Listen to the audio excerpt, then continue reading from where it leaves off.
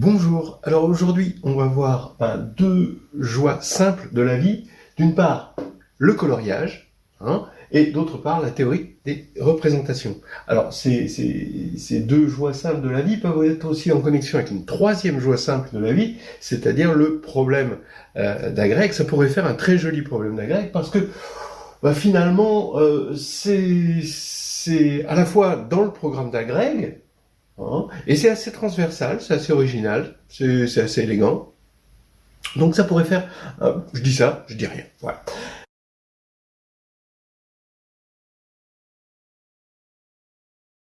Le coloriage, eh bien, on prend un groupe et on agit sur un ensemble fini, d'accord? Donc un groupe G qui agit sur un ensemble fini. Et on veut colorier les éléments de X, c'est-à-dire leur assigner une couleur, et ensuite compter les coloriages possibles modulo l'action de groupe. Alors ça, on avait vu ça dans la vidéo précédente.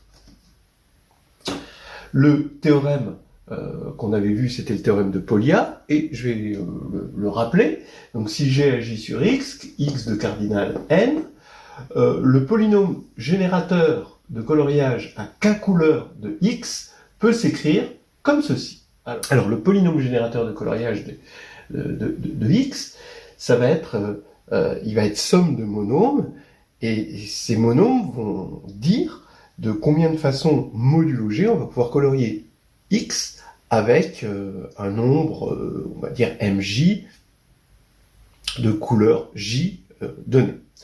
Voilà. Alors, ce polynôme, il est donné ici. Alors, il faut savoir qu'on fait la somme pour petit g dans grand G, on fait la moyenne, disons, et ici, on a un produit de somme de Newton. Ça, c'est PJ, c'est la jème somme de Newton, avec des exposants, et MJ de G, c'est le nombre d'orbites de cardinal J pour l'action du sous-groupe engendré par G sur X. Voilà, donc pour l'instant, c'est ça que l'on a. On s'est donné un exemple assez facile, c'est quand X c'est l'ensemble 1, 2, 3, 4, que j'écris cycliquement comme ceci, K est égal à 2, c'est le nombre de couleurs, G c'est Z sur 4Z qui va agir par permutation cyclique comme ça sur X, et quand on fait le calcul de P, comme ceci, d'accord? Donc évidemment, P1 ça va être x1 plus x2, P2 ça va être x1 carré plus x2 carré, etc. Bon, il n'y a pas trop de problème. Les nombres d'orbites, voilà, on les calcule, et quand on fait le calcul, on va obtenir ce polynôme-là. Comment interpréter ce polynôme-là? Alors, bon, le plus intéressant dans ce polynôme, c'est ce monôme-là, parce qu'il a une multiplicité de 2. Eh bien, ce 2 va exprimer que on va pouvoir colorier de deux manières modulo G, modulo l'action cyclique, avec deux couleurs, on va dire, noires, et deux couleurs blanches, cet ensemble-là. Effectivement, les représentants, ça va être blanc, blanc, noir, noir, et blanc, noir, blanc, noir, ici. Voilà les deux. Et on voit bien qu'on ne peut pas passer de lui à lui par une permutation cyclique. On ne peut pas tourner pour aller de là vers là, évidemment. Et donc, le 2 exprime ça.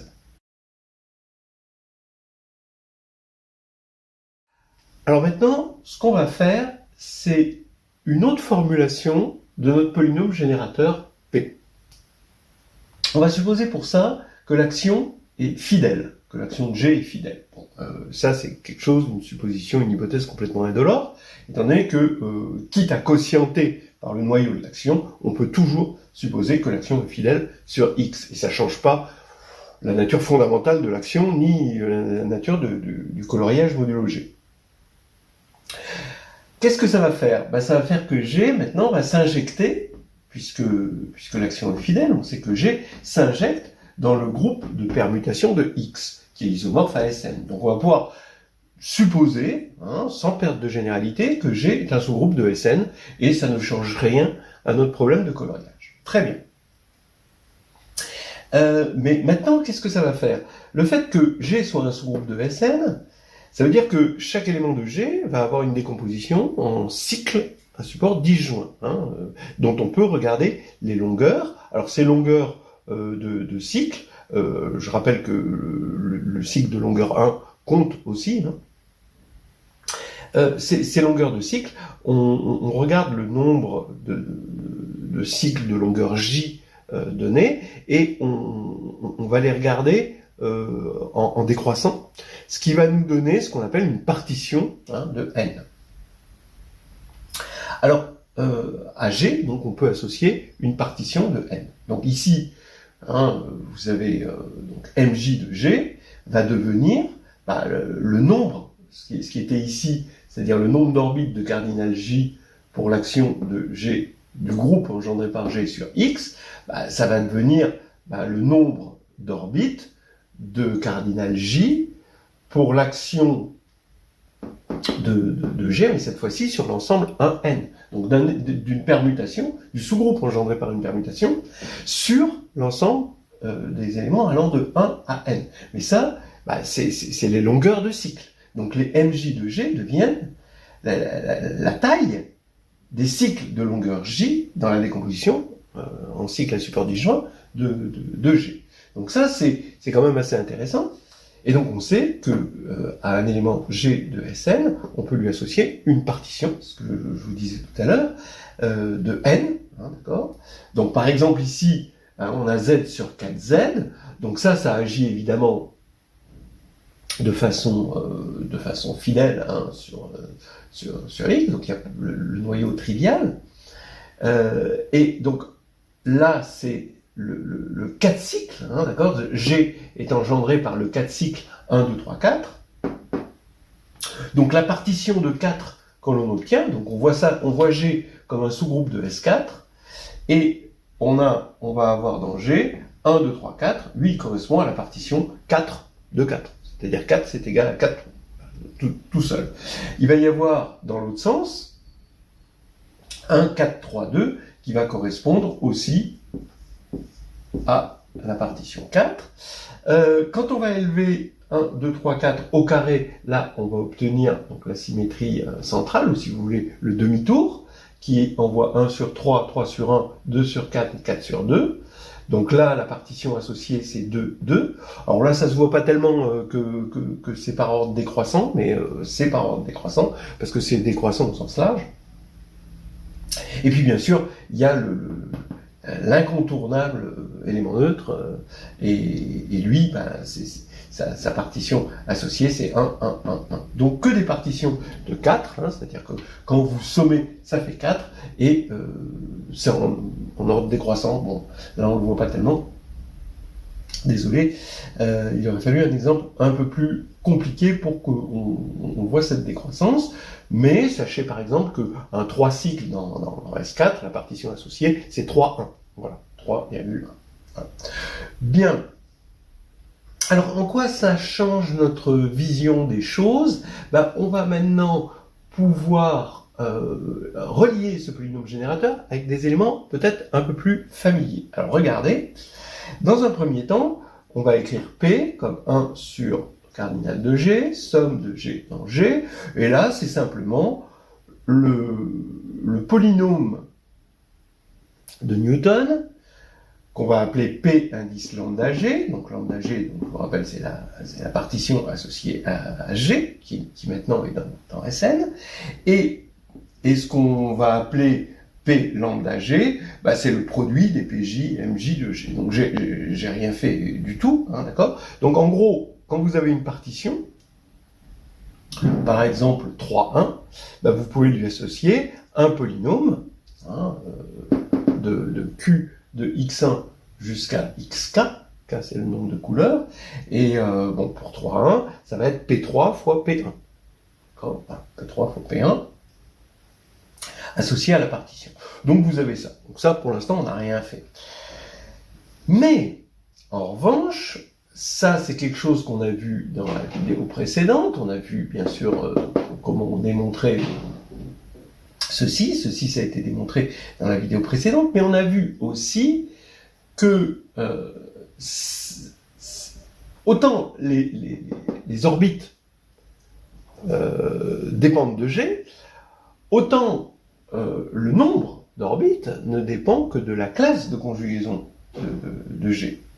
En fait, dans SN, on sait que les classes de conjugaison sont justement caractérisées par les partitions. Voilà. C'est-à-dire que deux éléments de SN sont dans la même classe de conjugaison, sont conjugués dans SN, si et seulement si ils ont exactement même nombre de cycles de longueur J. Hein, donc les partitions sont les mêmes. Donc on a ça, hein, c'est pour ça que c'est si important les partitions dans SN et dans la combinatoire en général, c'est parce que ça signe les classes de conjugaison, qu'on appelle un invariant total. Donc maintenant, je vais pouvoir partir, au lieu de partir de G, je vais pouvoir regrouper tous ces éléments-là lorsqu'ils sont égaux. Je vais partir d'une classe de conjugaison, c'est-à-dire je vais partir d'une partition de n, et combien je vais avoir de P lambda, ici, de polynômes de type P lambda, donc qui est le P lambda, c'est le produit des lambda I, où lambda I, c'est les éléments de la partition lambda, et je vais en avoir exactement le cardinal de l'ensemble des éléments de G qui ont pour longueur de cycle associée lambda. Partition de longueur de cycle associée lambda, c'est-à-dire G inter, la classe de conjugaison associée à lambda. Voilà. Bon, eh ben, on n'a pas fait grand-chose, en fait, on n'a rien fait, finalement, de formel, on n'a fait que de la tautologie, mais on va voir que ça va nous relier le coloriage avec, là on a des classes de conjugaison, avec quelque chose de beaucoup plus profond qui est la théorie des représentations.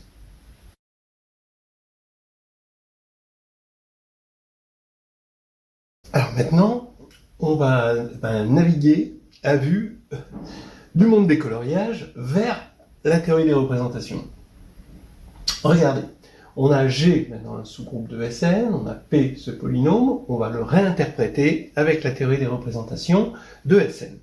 Alors, d'abord, on va regarder ce qu'on appelle l'espace homogène, donc l'ensemble quotient Sn sur G.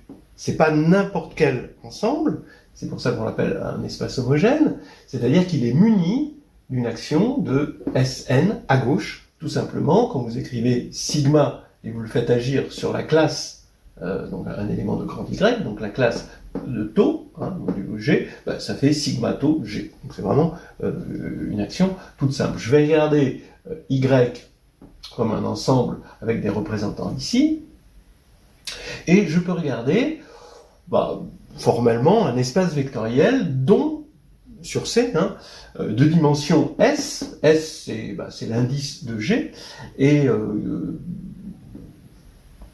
tel que une base de cet espace, ce sont ces éléments-là. En fait, je fais de cet ensemble de cardinal S un espace vectoriel de dimension S, et dont ces éléments forment la base canonique, en quelque sorte, de cet espace. Donc cet espace, je peux dire que c'est Cn.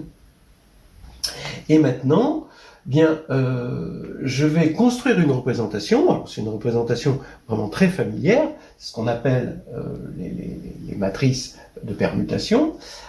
Alors à un élément de Sn, je vais associer non pas la matrice de permutation de cet élément, qui serait une matrice Nn, mais la matrice de permutation SS, de taille carré de taille S, qui correspond à la permutation que cet élément crée sur cet ensemble, puisque Sn agit là-dessus, d'après ce qu'on vient de voir.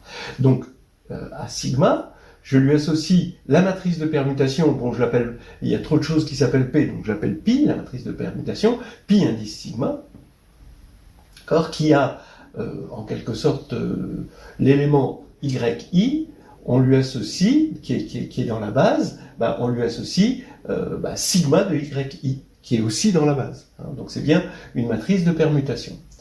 On a construit de manière évidente une représentation, parce que Sn s'envoie sur S indice petit s, d'abord, et ça c'est un morphisme de groupe, c'est ce qu'on appelle le morphisme de l'action sur Y, et à S indice petit s, eh bien, on lui associe sa matrice de permutation, sa vraie matrice de permutation, et on sait que l'application qui a une permutation associe sa matrice de permutation, c'est un morphisme de groupe. Bon, c'est fait pour.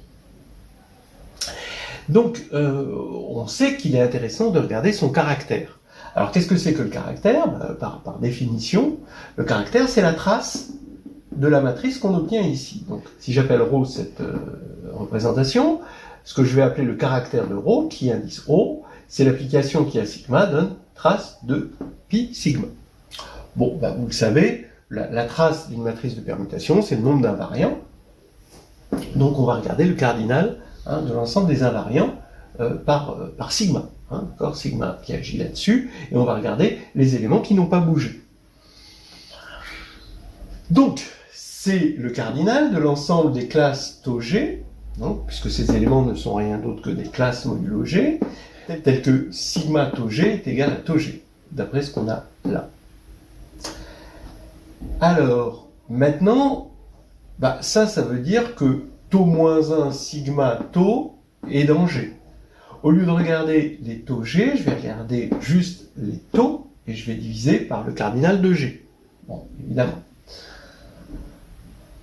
Donc maintenant, je suis en train de chercher le cardinal des taux, donc des permutations, telles que tau moins 1 sigma tau appartient, alors pour l'instant, juste à G, divisé par le cardinal de G. Mais si maintenant tau moins 1 sigma tau est égal à G, dans grand G, c'est que sigma et G sont dans la même classe de conjugaison, dans Sn. Et cette classe de conjugaison, c'est la classe qui est associée, comme on a dit tout à l'heure, à la partition lambda de sigma. Donc,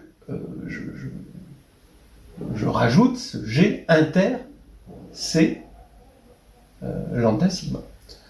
Regardons tau moins 1, on regarde quel est le cardinal des taux, tel que tau moins 1 sigma tau égale G, avec G conjugué à sigma. On sait qu'il y a au moins une solution, puisqu'ils sont conjugués, et que ces solutions tau sont modulo le commutateur. C'est une classe, l'ensemble des solutions, c'est une classe modulo le commutateur de sigma. D'accord, c'est bien connu. Et je vais appeler Z indice lambda, lambda de sigma, le cardinal, ou l'ordre si vous voulez, de ce commutateur de sigma. Alors entre parenthèses, je peux l'appeler Z indice lambda de sigma parce qu'il ne dépend, autant le commutateur de sigma dépend de sigma, autant le cardinal de ce commutateur ne dépend que de la classe de conjugaison. Bon. Alors, ce qui va me faire que, au final, qui ρ de sigma, c'est Z lambda, c'est le nombre de solutions, fois le nombre de G possibles, donc le cardinal de C lambda inter G, et divisé par le cardinal de G. Alors lambda, c'est lambda de sigma. D'accord, je ne l'écris pas parce que ce serait inutile. Bon, voilà. Lambda, c'est lambda de sigma. Alors, regardez, maintenant, ça commence à ressembler à des choses qu'on a ici. Ça veut dire que P est égal à, vous voyez, le 1 sur cardinal de G et le cardinal de C lambda inter G, donc ce quotient-là, on va pouvoir l'écrire qui ρ de sigma sur Z lambda. Mais on sait que la trace ne dépend pas de l'élément pris dans la classe de conjugaison. D'accord, la trace est invariante par conjugaison. Donc, au lieu de regarder sigma, ici, je peux regarder, en fait, uniquement lambda. Okay, c'est-à-dire la partition qui signe la classe de conjugaison de sigma. Voilà. Donc, j'appelle ça chi rho de lambda, au lieu de chi rho de sigma, puisque ça ne dépend que de la classe de conjugaison, qui, elle, ne dépend que de la partition. Et voilà, maintenant, ma nouvelle formule transformée ici. Voilà, comme par miracle, par la théorie des représentations. C'est pas encore fini.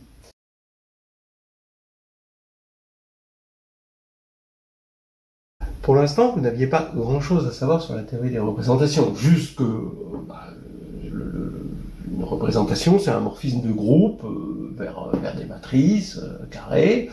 Bon, voilà, et puis que le caractère, c'est la trace. Voilà. Bon, ça, c'était pas énorme. Bon, alors maintenant, on va prendre quelque chose qui est toujours au programme d'Agrègue, le théorème de Mash, le théorème de décomposition. Rho, la représentation Rho pour les parties, elle se décompose en somme directe de représentations qu'on appelle représentations irréductibles. Mais des représentations irréductibles, ça aussi c'est un théorème qui dit que les représentations irréductibles, il y en a à isomorphisme près, autant que de classes de conjugaison. Bon. Donc ça veut dire qu'on va pouvoir paramétrer les représentations irréductibles par les classes de conjugaison, ou mieux par les partitions de n. Donc ça veut dire que ρ se décompose en somme avec des multiplicités qui sont des entiers positifs, A indice mu, ρ mu, et ρ mu c'est des représentations irréductibles. Donc elles sont assignées une fois pour toutes, elles ne changent pas.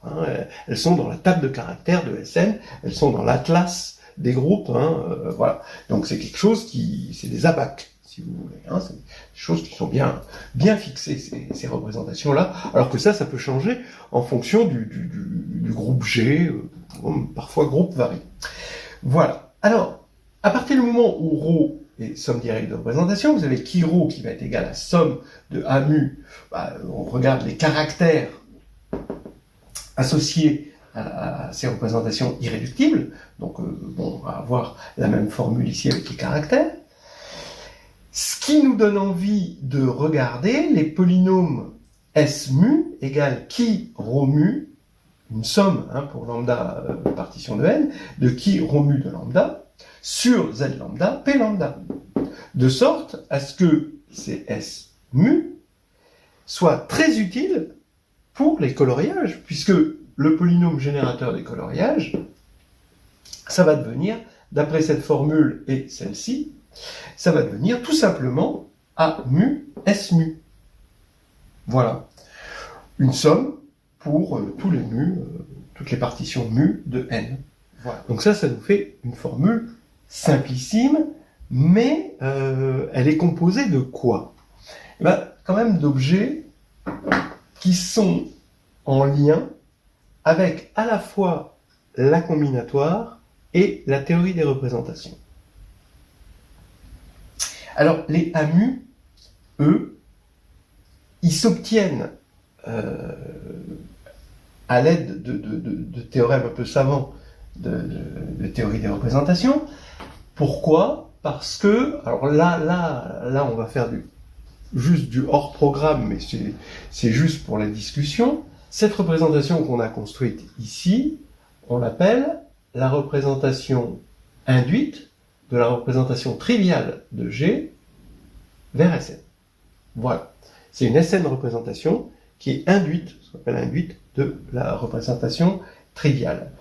Et on a des théorèmes qui nous donnent les A mu, c'est-à-dire la décomposition d'une représentation induite, ρ est une représentation qu'on appelle induite, de la représentation triviale. Ça fait comme c'est la représentation triviale, ça fait généralement des formules très très simples. Et on a des formules qui nous donnent ces A mu. Voilà. Donc pour les A, on connaît, c'est assez facile. En plus, il y a quelque chose qui vient trivialiser le calcul des A mu, c'est ce qu'on appelle le théorème de réciprocité de Frobenius. Bon, là, encore une fois, c'est des choses qu'on peut atteindre. Tout ce dont je parle, vous pouvez le trouver dans l'Histoire hédoniste de groupe et de géométrie, dans le chapitre 5 d'une part, et après c'est repris dans le chapitre 11 en exercice avec des exemples. Bien. Donc ces A mu, on peut les calculer concrètement. On va faire des petits exemples tout à l'heure. Maintenant, les S mu, alors ça c'est encore plus magnifique, c'est des polynômes de Schur. Donc ces polynômes-là sont des polynômes symétriques, à k indéterminé, et ça s'appelle les polynômes de Schur. C'est un peu le Graal des combinatoristes, et parce que ça fait le lien entre la combinatoire et la théorie des représentations. Alors maintenant, on va attaquer des petits exemples. Alors, c'est des exemples où il va falloir peut-être admettre certaines petites choses, d'une part de la combinatoire sur les polynômes de Schur, et d'autre part sur la théorie des représentations. Mais vous allez voir comment on peut vraiment bien s'amuser, vraiment mettre des couleurs dans notre vie grâce à la théorie des représentations.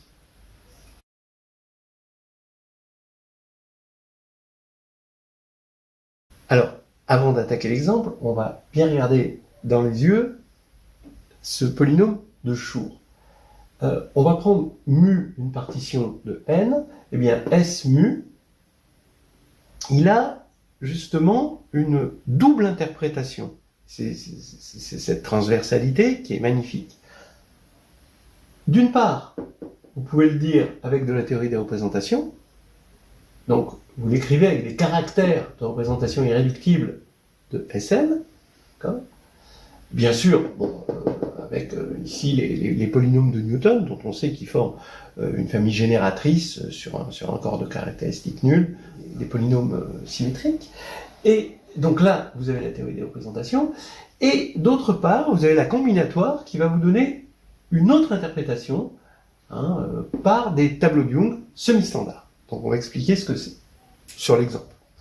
Et donc, ce petit schéma résume en quelque sorte le cœur de l'histoire d'amour qu'il peut y avoir entre les théoriciens des représentations et des combinatoristes.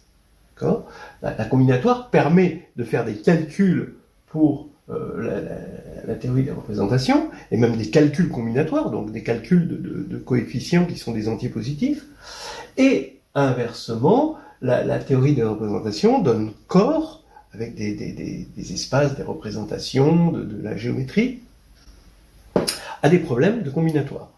Donc c'est une magnifique situation win-win entre les deux thématiques. Voilà. Alors on va expliquer un petit peu tout ça. Sur l'exemple, on va prendre n égale 4, et on va regarder, puisque on va travailler sur des polynômes symétriques à k variables, on va dire k égale 2. On va se donner k égale 2 comme on avait tout à l'heure. K, c'est le nombre de couleurs. Alors, quand on va prendre la partition 1, 1, 1, 1, qui va être la partition associée à la représentation triviale, eh bien, donc ici, on prend mu égale 1, 1, 1, 1. Les tableaux de Young standard, semi-standard, pardon, de forme 1, 1, 1, 1, eh bien, ça va être, vous allez prendre les nombres de 1 à 2, et vous allez remplir ces cases, donc 1, 1, 1, 1, d'accord, voilà, vous mettez une case, une case, une case, une case, et vous allez remplir ces cases de sorte à être en croissant, d'accord. Donc vous allez avoir 1, 1, 1, 1, donc par exemple, là, vous avez 1, 1, 1, 2, ça va être un tableau, quand vous allez mettre 1, 1, 1, 2 ici, vous allez avoir un tableau semi-standard de taille 1, 1, 1. Donc le monôme associé xt, ici, évidemment, ça va être x1 au cube fois x2.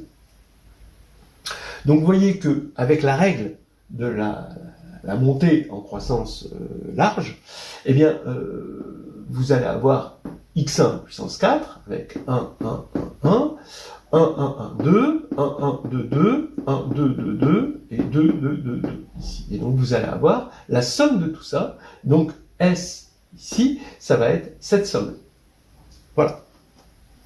Calculons S de 2. Donc 2 plus 2, ça fait 4. C'est un décroissant au sens large. Donc c'est bien une partition de 4. Alors, donc là, maintenant, on va dessiner le tableau comme ceci. Donc on met deux cases comme ça et deux cases comme ça. D'accord? Et on remplit. Mais maintenant, la règle, c'est toujours que sur les lignes, il faut que ce soit croissant au sens large, mais sur les colonnes, il faut que ce soit croissant au sens strict. Donc vous n'avez qu'une seule façon de remplir avec des 1 et des 2, vous pouvez vous convaincre que c'est 1, 1. Vous êtes obligé de mettre des 1 là, parce qu'ici vous êtes obligé de mettre des 2, pour que ce soit strictement croissant. Et là, vous allez avoir 1, 1, 2, 2, c'est la seule possibilité. Donc vous avez S de 2, ça va être x1 carré, parce que vous avez ça, et x2 carré. Maintenant, si vous prenez S3, 1, alors là, ça va être plus dur. Regardez, S3, 1. Donc vous prenez 3 cases et une case ici. Il faut que ce soit croissant sur les lignes, mais strictement croissant sur les colonnes. Donc pour k égale 2, ça va être impossible de remplir ça, parce qu'on ne pourra pas avoir une suite strictement croissante avec 3 éléments parmi 1 et 2. Maintenant, si k égale 3, donc S3, 1, ce sera 0, pour k égale 2. Mais pour k égale 3, on va avoir S3, 1, ça va être quoi? Comment on va pouvoir remplir? Là, je vais pouvoir mettre 1, 2, 3, d'accord, parce que k égale 3, et ici, je peux mettre ce que je veux, soit 1, soit 2, soit 3, ce sera croissant au sens large. Donc ici, vous allez avoir x1 carré si vous mettez 1, vous allez avoir x1 carré, x2, x3, si vous mettez 2, vous avez celui-ci, et si vous mettez 3, celui-ci. Et c'est la somme de tous, donc S3, 1, pour k égale 3, c'est ça. Voilà un petit exemple. Et maintenant, on va l'appliquer pour notre exemple courant. Donc on a z sur 4z qui agit cycliquement, d'accord? Donc on prend G égale le sous-groupe engendré par le 4 cycle 1, 2, 3, 4, comme on avait fait tout à l'heure. Et maintenant, vous aviez déjà cette égalité à admettre. Il y a aussi ces petits calculs qui viennent des représentations induites. Alors, vous avez des formules qu'on appelle les formules de Mackay, vous avez la réciprocité de Frobenius et des choses comme ça. Et vous avez aussi des méthodes combinatoires. Et bref, en fait, avec quelques petites recettes de cuisine, il est très facile de calculer comment notre représentation ρ se décompose en représentation irréductible. Là, la représentation ρ, je vous rappelle que l'indice ici de z sur 4z, c'est 6 dans S4, eh bien, on va avoir ici une représentation de degré 6, et en fait, ça va se décomposer en 1, plus 2, plus 3, et vous allez avoir ces trois représentations irréductibles sans multiplicité, donc c'est assez sympathique encore. Voilà les partitions qui vont intervenir. Ce qui veut dire que maintenant, on va pouvoir retrouver, d'accord, regardez, quand on va faire la somme des trois, alors ça veut dire que P est égal à S de cette partition plus S de cette partition plus S de cette partition, donc ce polynôme plus ce polynôme plus ce polynôme, donc pour k égale 2, eh ben, on retrouve ce qu'on avait ici, c'est-à-dire c'est cette multiplicité 2 ici, puis pour le reste, que de la multiplicité 1. Mais maintenant, on se rend compte qu'il va se passer quelque chose à partir de 3. Après 3, ça va se stabiliser, mais à partir de 3, il va y avoir un déclic, c'est-à-dire qu'à partir de 3, on va avoir un polynôme non nul ici. Donc on va avoir des coefficients supplémentaires. D'accord ? Alors, je dis à partir de 3, parce que si vous rajoutez des couleurs, vous allez avoir rien de nouveau finalement. Vous allez toujours avoir, si vous rajoutez des couleurs, du 2, 1, 1. Ici, des monômes de degré 4 avec la décomposition de 1, 1. Donc, il est intéressant de voir l'apparition d'une multiplicité surnuméraire, en quelque sorte, pour k égale 3. Alors, on va prendre 3 couleurs. Je vais prendre blanc, noir et croix. D'accord? Donc ça, blanc, ce sera 1, noir, ce sera 2, et puis croix, ce sera 3, par exemple. Alors, maintenant, regardons ce qui va se passer. Il va y avoir un problème. Pas un problème, c'est peut-être une joie. Un coloriage supplémentaire qui va rajouter une multiplicité au coloriage, au polynôme de générateur de coloriage, qui va être en 2, 1, 1. Alors prenons par exemple le cas où on a 2 blancs, 1 noir, 1 croix. D'accord? Donc ce monôme-là. Eh bien, il va apparaître ici, ici et ici. D'accord? Donc ici, une fois, avec 1, 1, 2, 3. D'accord? Je veux 2, 1, un seul 2 et un seul 3. Donc c'est la seule façon d'avoir un tableau semi-standard. Maintenant, quand on a cette forme-là, je vais avoir 1, 1, 2, 3. C'est la seule façon. Et maintenant, avec cette forme-là, c'est ça mon nouvel élément, là. 1, 2, 3 et 1. Donc je vais avoir 3 coloriages modulo z sur 4z possibles avec 3 couleurs. Donc regardez, ils ne sont pas difficiles à obtenir. Ici, on a blanc, blanc, croix, noir. Blanc, blanc, noir, croix, qu'on ne peut pas obtenir. On pourrait l'obtenir par symétrie. Et blanc, noir, blanc, croix. Qui revient à blanc, croix, blanc, noir. Il suffit de faire un demi-tour. Donc ça, c'est pas un problème. Donc on en a exactement 3. D'accord? Alors, par exemple, si au lieu de faire agir z sur 4z, on faisait agir d4, alors d4 est un sous-groupe d'indice 3. Donc ici, on aurait une représentation de degré 3. 1 plus 2, ici ça fait 3. Et en fait, il y a ça qui disparaîtrait. Ce qui fait que, en fait, étant donné qu'avec D4, on s'autorise des symétries, il y a ça qui disparaîtrait. Voilà. Bon. On peut s'amuser à l'infini. On peut s'amuser à l'infini. On peut s'amuser avec tous ces sous-groupes de S4, comme par exemple avec un tétraèdre. D'accord? Avec les isométries positives, c'est A4, ça on l'a pas fait, A4, ou A4, on aurait ρ de la représentation triviale plus ρ de la représentation signature. S4, avec les isométries tout court du tétraèdre, où on aurait juste ρ de la représentation triviale, vous pouvez vous amuser avec autant de couleurs que vous voulez, et là on se rendrait compte que le tétraèdre, à partir de 4 couleurs, ça y est, il se stabilise, de la même manière qu'ici, ça se stabilise à partir de 3 couleurs. Voilà. Bon, c'est des choses passionnantes, vous pouvez colorier, Elmer l'éléphant, si vous connaissez le groupe d'Elmer.